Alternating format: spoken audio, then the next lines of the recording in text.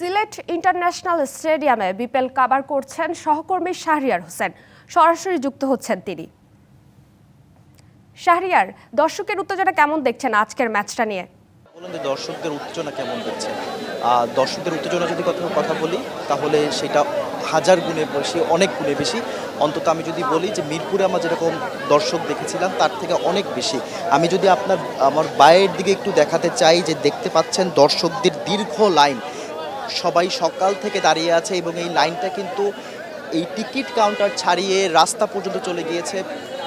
অনেক পরিমাণ দর্শক, তবে সবার কিন্তু একটা অভিযোগ, পর্যাপ্ত পরিমাণ টিকিট পাওয়া যাচ্ছে না। অনেকে খালি হাতে ফিরে আসছে, বলা হচ্ছে টিকিট নেই।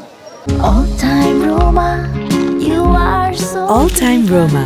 Taste it, love it. অথচ আমরা ভিতরে কাউন্টারের সাথে কোনো কথা বললাম, তারাও বলছে যে আমাদের কাছে পর্যাপ্ত টিকিট আসছে না। আর দর্শকরা অভিযোগ করছে যে টিকিট আছে, তবে বেশিরভাগ টিকিট চলে যাচ্ছে দালাল বা কালোবাজারের হাতে, সেই জন্য দর্শকরা টিকিট পাচ্ছে না। বাট দর্শকদের উত্তেজনার কথা যেটা বললেন, সেই উত্তেজনাটা অনেক বেশি, অন্তত ঢাকার তুলনায় সিলেটে। কারণ সিলেটে যেহেতু খেলাটা একটু কম হয়, আমরা দেখি যে মিরপুরেই সবসময় বেশি হয়, সেই হিসাবে সিলেট দর্শকদের মাঝে আগ্রহটা অনেক বেশি থাকে।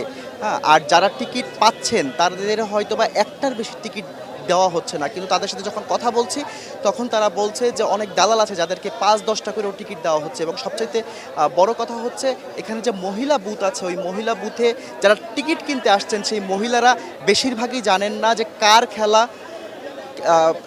কোন খেলা কিংবা কাদের ম্যাচ কিংবা খেলা সম্পর্কে তাদের কোনো ধারণা নেই, কিন্তু তারা টিকিট কিনতে আসছেন। যদি বলি যে আজকে কার খেলা, তাহলে তারা